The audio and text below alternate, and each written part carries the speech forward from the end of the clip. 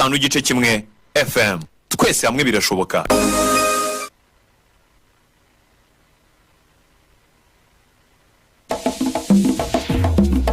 We got you updated. This is Radio Imanzi News in English.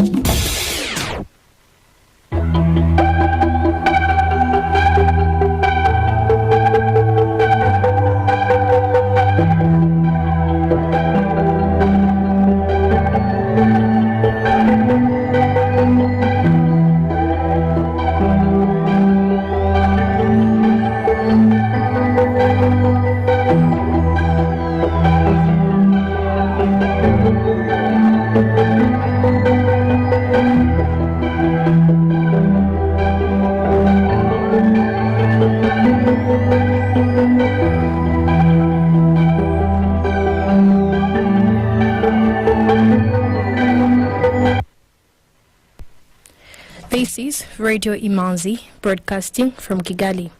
Here is the news in English, brought to you by Fiona Umuganwa. The headlines. President Paul Kagame and First Lady Janet Kagame set an example by being among the first to be enumerated as the 5th Rwanda population and housing census began today. The Minister of Trade and Industry today presided over the closing of the 25th Rwanda International Trade Fair Expo 2022. On the international scene, Kenyan women have made a historic breakthrough in the 9th August elections, winning 26 seats in parliament.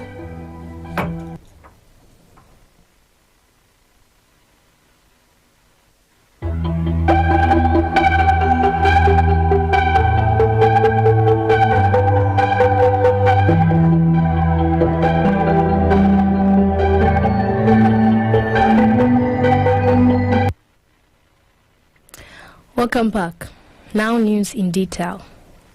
President Paul Kagame and First Lady Janet Kagame set an example by being among the first to be enumerated as the 5th Rwanda population and housing census began today.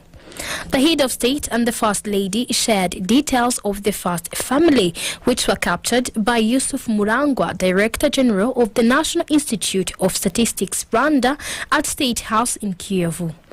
On the night of August 15th, leading to August 16th, enumerators from the National Institute of Statistics moved from house to house, mobilizing households to take part in the 2-week activity ending on August 30th, covering the whole country. The government says the information from the census will be important for planning purposes. According to Murangwa, Rwandans abroad are also expected to participate in the census through their respective embassies, missions and consulates in the countries they reside in, but also through a web-based application which they can use to provide details. Those in Rwanda during the census period will be considered as visitors. Moving on ahead, President Paul Kagame, who is also the Rwanda Defense Forces Commander-in-Chief, has promoted Brigadier General Eugene Mubito to the rank of Major General. The promotion was announced today in a communique issued by RDF and indicated that the promotion takes immediate effect. Mubito is currently serving as the Division 1 Commander overseeing Eastern Province and Kigali City. He previously served as Rwanda's senior representative in the United Nations mission in South Sudan and Sector Juba commander. The government of Rwanda has congratulated Kenya's President-elect William Ruto following his victory in last week's elections. The government and people of the Republic of Rwanda express hearty congratulations to the government and people of the Republic of Kenya on the successful general elections, reads part of a statement from the Ministry of Foreign Affairs and International Cooperation. It adds the government of Rwanda further wishes to congratulate His Excellency William Some Ruto on being elected as new President of the Republic of Kenya. The government of Rwanda attaches great importance to the cooperation between Kenya and Rwanda and wishes to take this opportunity to reaffirm its commitment to further strengthen the bond of friendship that exists between the two countries. Now, 23 senior soldiers from 10 African countries who train other soldiers have begun a course at the Rwanda Peace Academy to increase their knowledge of maintaining peace and protecting civilians in war-torn countries. Those who will be going on peacekeeping missions say that these trainings will help them gain more knowledge, which will help them train other soldiers in their respective countries. They also point out that it is a good time to share experiences as people who train others. Such trainings were last held in Rwanda in 2019. The Minister of Trade and Industry today presided over the closing of the 25th Rwanda International Trade Fair Expo 2022. Minister Ngabitsinze Jean Chrysostome, said the Private Sector Federation thanked the Private Sector Federation for bringing together different exhibitors, both local and international, even during the precarious times of COVID-19. He emphasized on the need for PSF, the Ministry of Trade, and stakeholders to keep working together to grow the private sector. The business today, the global business situation is not easy. We have been working under COVID. Now we have the war in Ukraine and Russia, and perhaps we have another shock. So we are working under complexity. To be able to resolve issues, must work together. Everyone must be able to make sure that everything is done efficient. And if we have issues or problems, we have to sit together and resolve them through dialogue. So let's dialogue around what we do. Let's have many meetings, but efficient ones, to meet when we have an agenda. Otherwise, the shocks we are having are external in what we do. If we don't work together, it will be very difficult to perform. And Rwanda must perform. If you see the continental free trade, the commitment you have made as a country, we can't fail. Now we have been chosen to be a piloting country in the phase of pilot.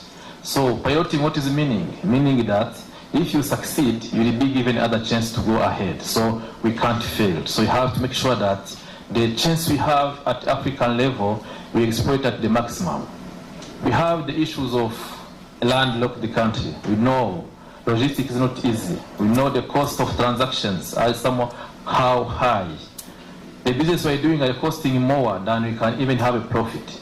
But let's push hard, because solutions are coming from serious problems. So we can't enjoy like others are enjoying, but we can work hard and go ahead, because we know what is meaning working under constraint. So we have many constraints and we are together to do it. I don't talk too much. Thank you to people who have been given an award, but I thank all exhibitors, all sponsors who have been with us for the last 25 years. The last 25 years, the first expo in St. Andre, I was organizing in my high school. I remember it as yesterday. In that time, I was a student without enough money, but I have enjoyed the meeting from Bralirwa with the few money. The cost of meeting was around, if I remember very well, it was around 300, 100 francs. Now meeting is more than 1,000. You understand how things go quickly. With the 1,000 they have today, I can just only enjoy a small meeting, not a big one. So things are going quickly. We can't say Bralirwa has been increasing the price. That is the life we are. Things are dynamic. I have a chance because I moved now, I'm a minister, so I can enjoy meeting as I want. But in the time, 25 years ago, it was not easy. Lesson learned. Lesson learned meaning that you must continue to work hard to make sure that even when the prices are increasing, we are increasing our profit. The only way to increase the profit is minimizing the cost. How do we minimize the cost?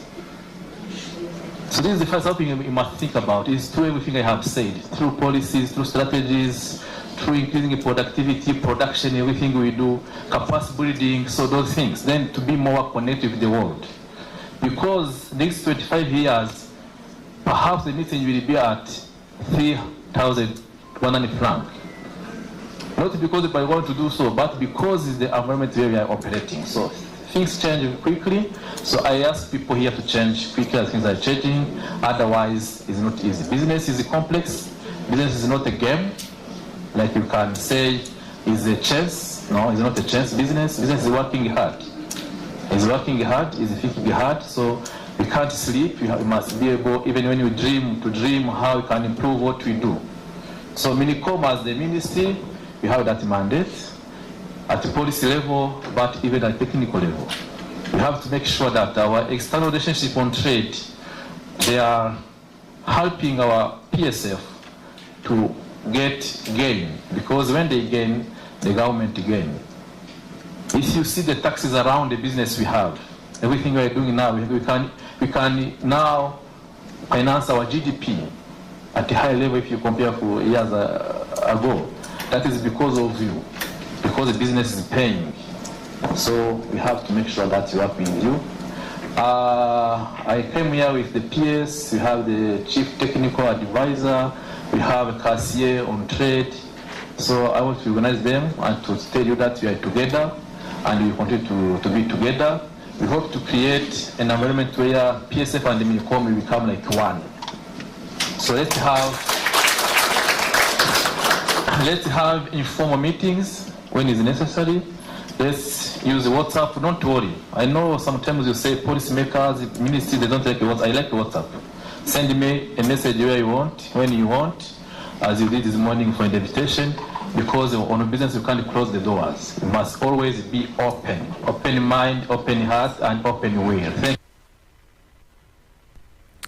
Exhibitors, particularly foreigners who attended the fair for the first time, expressed gratitude for the opportunity to market their products and said that they would return.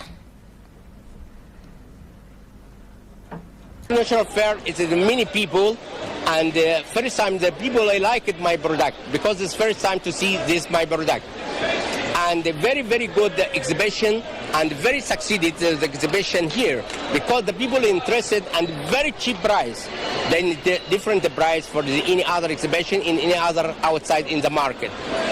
And here the exhibition is famous for everything is very good, and the product, many product.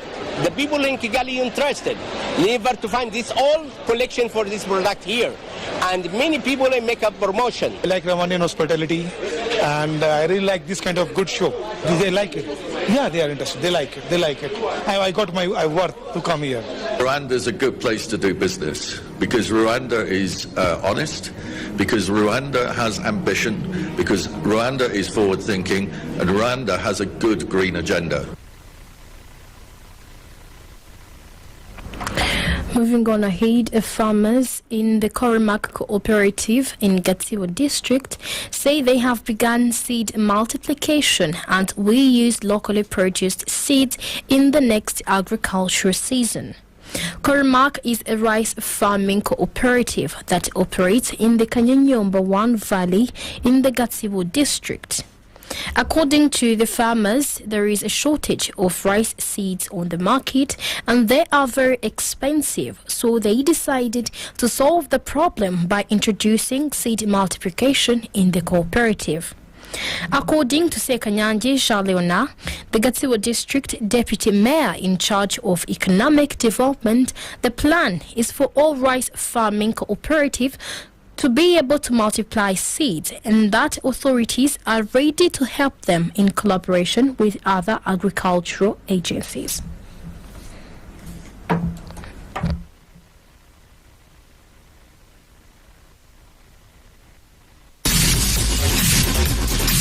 Economic news is a regular feature on Radio Imanzi.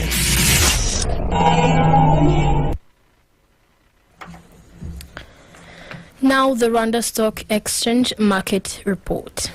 The trading session recorded its turnover of 106,164,000 Rwandan francs worth of bonds traded in 3 deals on the fixed income market and 557,300 Rwandan francs from 7,600 shares traded in 4 deals on the equities market. Bank of Kigali closed the counter at 272 Rwandan francs. The trading session recorded its turnover of 244,800 Rwandan francs from 900 shares traded in 1 deal.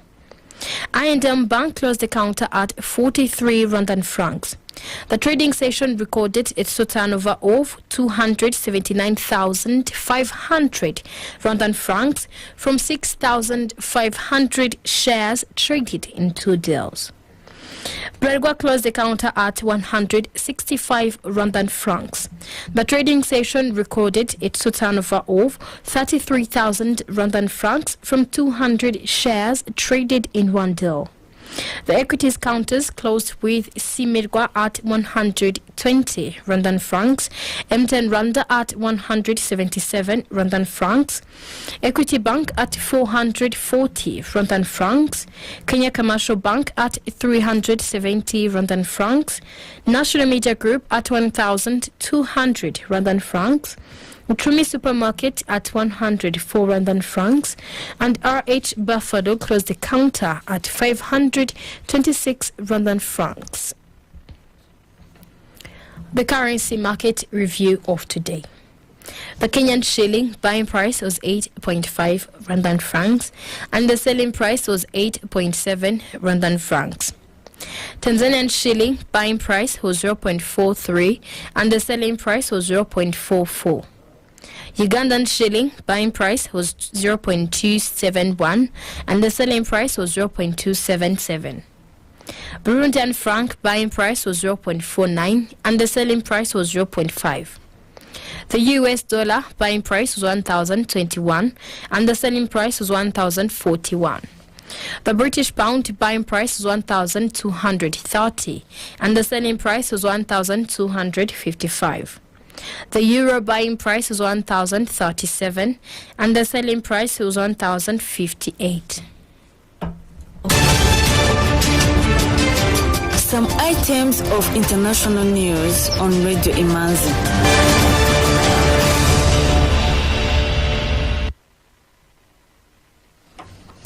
Welcome back. Moving on with some items of international news. Kenyan women have made a historic breakthrough in the 9th August elections, winning 26 seats in parliament. The campaign had already been atypical with a record number of women candidates, including 3 who are running for the 4 presidential candidates. The United Kingdom is to cut import taxes on hundreds of products from some of the world's developing countries to boost trade links. The Department of International Trade said the measure was part of a wider push by the UK to use trade to drive prosperity and help eradicate poverty as well as reduce dependency on aid. The scheme covers 65 developing countries and will affect around 99% of goods imported from Africa. Goods such as clothes, shoes and food not widely produced in the UK will benefit from lower to zero tariffs. But goods and services from Africa make up just a tiny share of the UK's imports, accounting for 2.5% of the total goods imported into Britain.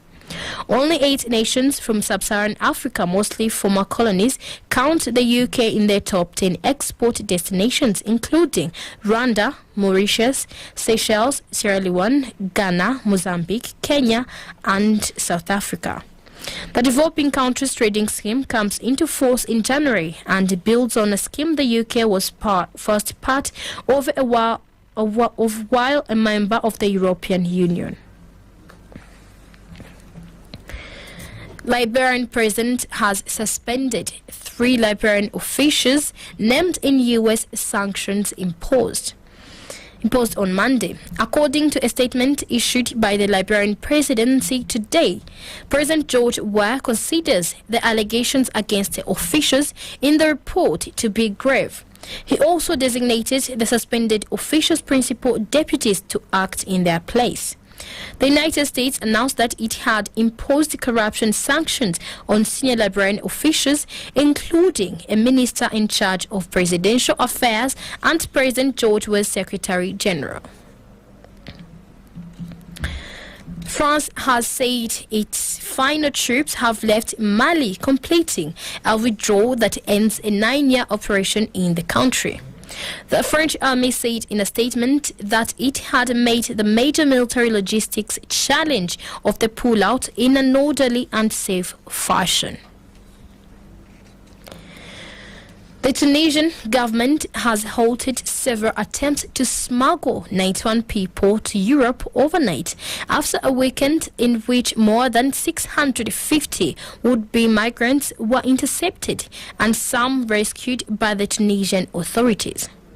In a statement, the National Guard said it had prevented 5 maritime border crossings and the rescue of 8 people, including 35 migrants from sub-Saharan African countries and the rest Tunisians. With that, we come to the end of tonight's edition.